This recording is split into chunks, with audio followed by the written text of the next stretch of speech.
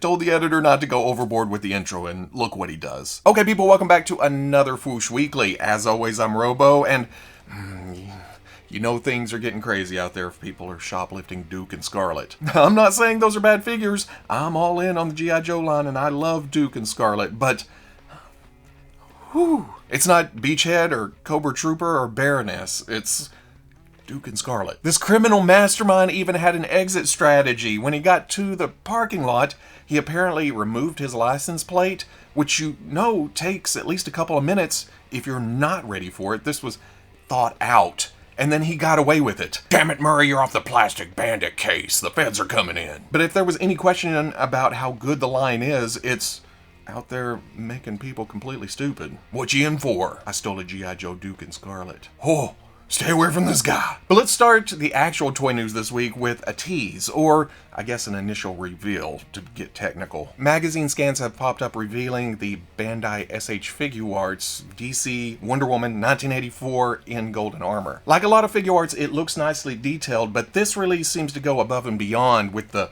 big honking wings, and then a gold finish that actually looks gold. Makes me wonder what happened to the SH Figuarts C-3PO.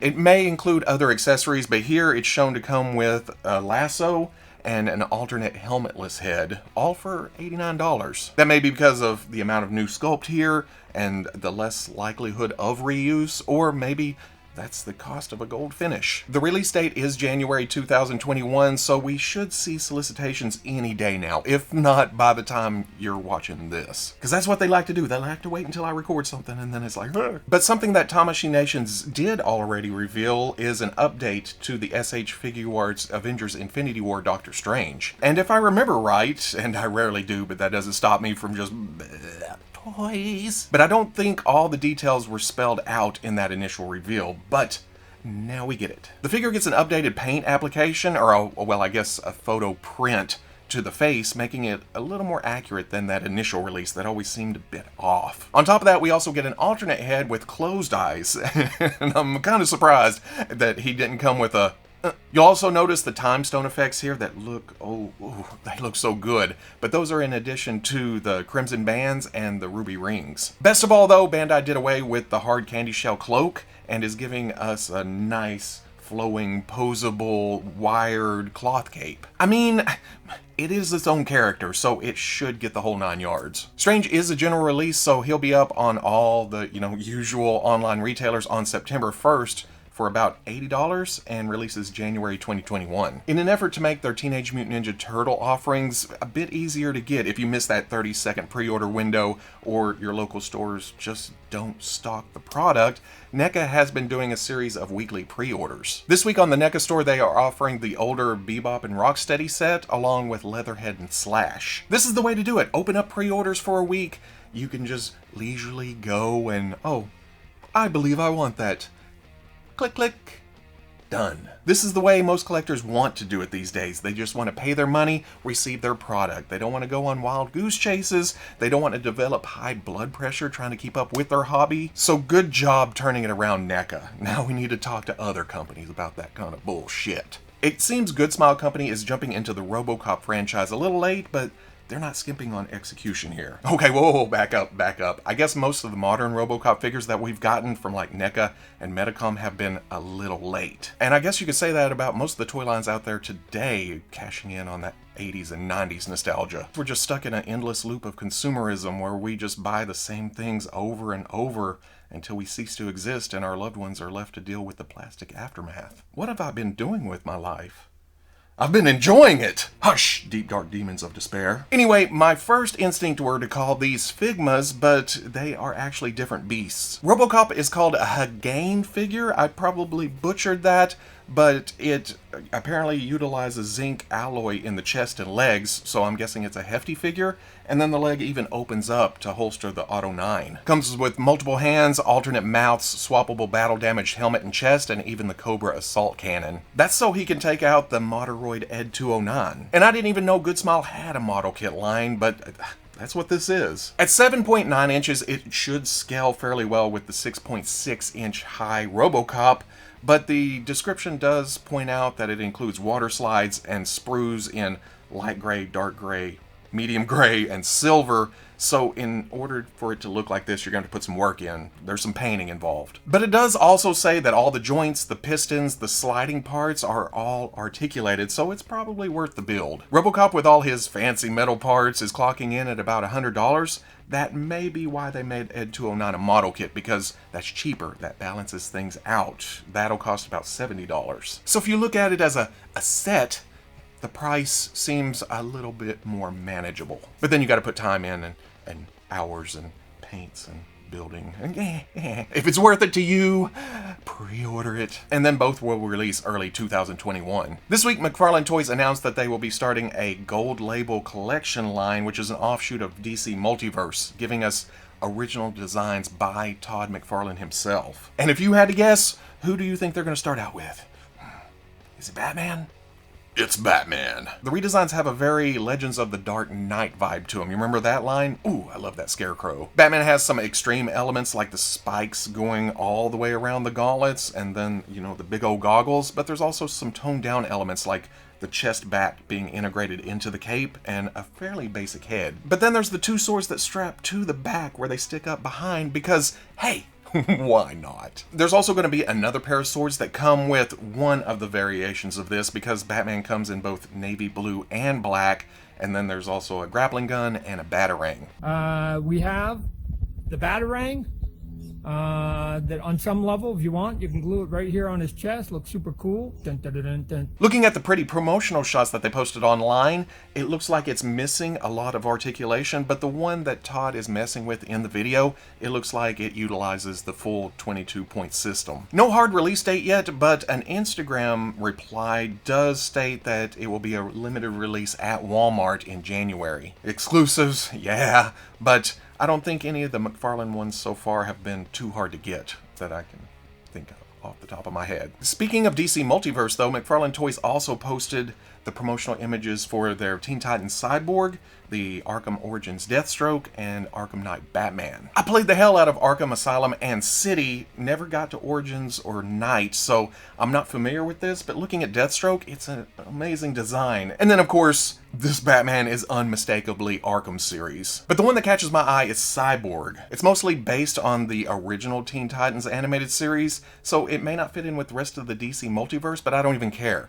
That cartoon was a huge part of my kids' childhood, which means that I watched more than my fair share of episodes. So I want this, and then hopefully future figures to make a nice, simple Teen Titans display. So don't let me down, Todd. I need Raven, and Starfire, and Robin, and Beast Boy, and that's it. That'll make the display. And then you can, you know, if you want to, you can give me Slade, and Red X, and. I don't think any of these have been solicited yet, which is weird because Cyborg was originally revealed with the wave of, which one was that, Asbats and Joker and Flash that were solicited a couple of weeks ago. But there are landing pages for all three of these on Walmart.com right now, so it should be soon. Also with this new round of pictures, we get nice shots of the Build-A-Merciless from the Build-A-Merciless wave, and he's looking all, you know, merciless and without mercy and all metal, and there's some armor bits and some blue.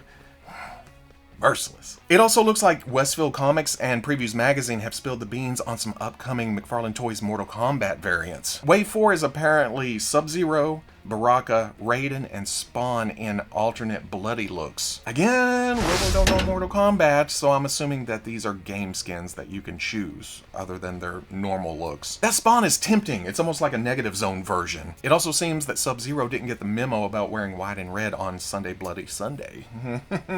Ooh, you're out of the carpool, Sub-Zero. Speaking of video games that Robo is only vaguely familiar with, Storm Collectibles has finally solicited their Street Fighter V Champions Edition E-Honda. They revealed this way back at San Diego Comic-Con at home. That was years ago. Years! But dang, this looks good. I may not collect this line, but I love that Storm just throws larger characters in there. Just, you know, there's Zangief, there's Alex, now there's E-Honda. Includes alternate hands, 3 heads, and an effect piece. All for $90, which seems like a hell of a deal after talking about the SH Figuarts, Doctor Strange, and some of the other import prices these days. You know, like MAFEX. We saw the initial reveal for the Medicom MAFEX Avengers in-game Iron Man Mark 85 last week. now we get full solicitation. And besides looking damn accurate, which is a fortunate byproduct of waiting a year before you toss out your action figure, it also seems to come with some nice accessories. There's the Nano Lightning Refocuser, Energy Blade, Claw Blasters, and the Hollow Shield. I didn't just read those. I completely from memory. It's a MAFEX figure, so you know the articulation is there, but I always forget how nice this armor looks until we get clean pictures of plastic representations of it with all the shining colors and the reds and the golds and even the silvers. I love that. But like I mentioned last week, geez, we've gotten a lot of Iron Mans over the past 10 years and before that. So I don't know if I have room in my heart for another one. But then again, Medicom has some Captain Americas and some Thors coming. Do I need to complete the set? At $120, it hurts, and also adds to the theory that shiny paint is apparently expensive as hell. Seems like Medicom's kind of getting the big head and pricing themselves out of a lot of people's budgets. But if you're an Iron Man junkie and you can't do without it, it's loosely scheduled for June of 2021. While we've gotten a ton of Iron Mans, a character we rarely see anymore is, you know, Batman. I can't even remember the last time we've gotten this little-known DC character in action figure form. I'm kidding! Just throwing that out there before somebody rage replies about the 150 Batmans we've gotten in the past week. Hell, I just talked about 2 5 minutes ago. But this one is blue! It's blue! As they've started doing lately, Medicom reveals MAFEX figures in 2s. So along with Iron Man, we get a new version of the Dark Knight Returns Batman, this time in blue, but without the battle damage.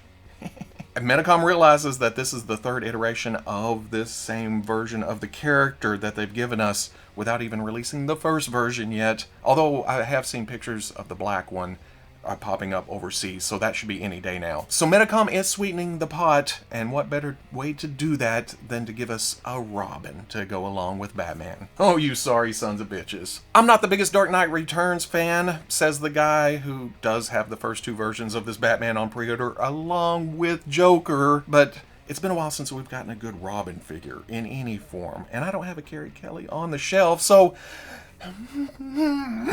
accessories include 3 Batman heads, Grim, Grimmer, and Unmasked Grimmest, while Carrie gets 2 different head sculpts. And not to let Iron Man outdo them, this set costs $128 and is also scheduled for June 2021. But we all know how that goes. It'll end up July, August, September, maybe. Staying within the realm of DC, but scooching over to the world of Revoltech, Kyoto has solicited a variant of their amazing Yamaguchi Harley Quinn. It's essentially color swaps, but there's also a new part or two. Where the first figure was black, this one is now metallic blue, along with the hair being blonde with highlights instead of the black and red, and there's also new paint jobs on the weapons. But for new parts, instead of a surprised gasping face, there is now a bubble-blowing winking face. It seems like the moving eye gimmick is still in place, which is my least favorite thing in the action figure world at the moment, but it does add a lot of personality and options to the look, so I can't complain too much until I try to move those damn eyeballs. Something else that just randomly sticks out at me, on the new release, the blue on the one leg matches the shoe and the boot, while the red matches the other side. The original release had that reversed. The black and the reds were opposite of the shoes and matched the shorts. Grand scheme of things, it doesn't really matter, and it's still aesthetically pleasing, but I don't know, it's just something I picked up on. I'm sure this one is just as fun as the first, even though I did have some problems with the neck. It gaps up and it gets in the way of itself. But otherwise, it's a nice Harley figure. About $62 should drop in December. We've seen Target's Galaxy's Edge Outpost Star Wars Black Series exclusives go up for pre-order recently, like Captain Cardinal and DJ R3X. In fact, my Captain Cardinal shipped this morning. And the landing page for Hondo popped up last week, but it seems Hasbro isn't done there. Yakface.com recently tweeted this photo where somebody found the Hondo and a Mountain Trooper out in the wild. Like Hondo, the Mountain Trooper was in a multi-pack exclusive to Disney parks, so it's nice to see it get a general release, especially for those of us on the middle coast. But don't go running to Target just yet. There is a street date of August 30th, which is Sunday, I guess. So if you're watching this on Sunday, it may be out there. I don't know. Also from Star Wars Black Series, earlier this week, In Demand Toys UK solicited a Cad Bane with Toto 360, and nobody knew what to think. Hasbro quickly followed up that Cad Bane is a European exclusive, much like the Skywalker Strikes Luke and then the Hoth, Han, and Leia. And just like those two, after its exclusivity in the UK ends, it'll be available domestically. They don't specify a pulse, but if I remember right, and again, nobody should ever quote Robo, but I think it was also available on Entertainment Earth, Big Bad Toy Store, the usual suspects. Hell, I think my GameStop still has a Skywalker Strike sitting on the shelf. So that's not a bad thing. Even though I haven't made my way all the way through Clone Wars, I know of Cad Bane enough to know that I need him on my shelf. The aesthetics follow what we usually see when they take an animated character and put it in the Black Series line, where they tone down the stylized look in favor of more realistic proportions and details. My favorite part of the press release is, I don't want to mess it up, hold on. Star Wars fans and collectors can display these highly posable, parentheses, Cad Bane has 4 fully articulated limbs, parentheses, figures, featuring premium deco in their Star Wars collections. 4 fully articulated limbs? Why, that makes all the other humanoid characters I've bought in this line over the past 6-7 years even more special, except Jabba. It is exclusive, so we get a fancy package where it combines kind of that new look they're going for with the older exclusives. Oh, slipcover, very posh. The US version will be available October 1st, but if you missed that too, it's rumored that Cad Bane is coming in the regular line, probably without Toto 360. Rumored. That can change. So come October 1st, you best step aside for Uncle Robo, because he's going to need a Cad Bane. And that's it for this week. Well, probably not. There's always something else, but we'll catch it next week. If you're interested in seeing any of these pictures up close in more detail, and I did skip some for where I just barreled on through, I will be posting all of those along with pre-order and more information up on the Foosh front page Saturday at noon. And circling back around to G.I. Joe from the first, don't get silly, people. Come on.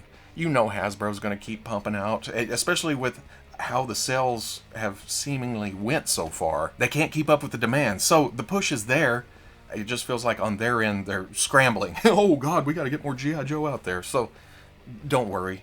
It feels like this is just the tip of the iceberg, and there's going to be many more releases, hopefully more stock of the Target stuff, more stock coming to online retailers, just, you know, more stock in general, I guess. Don't go risking jail time for $40 worth of action figures. Let's keep our heads about us. If you enjoyed this Foosh Weekly, comment, like, subscribe. Much love to the plus. If you're interested in seeing videos early or just in a position to help out the channel, patreon.com. But wherever you may be watching this, I'll always catch you on the Foosh. And for everybody asking, Playday is imminent. I've finally gotten enough stuff and customs and just beautiful things people have sent, and it's almost time to sit down and look at them. So hopefully soon, because I love a Playday.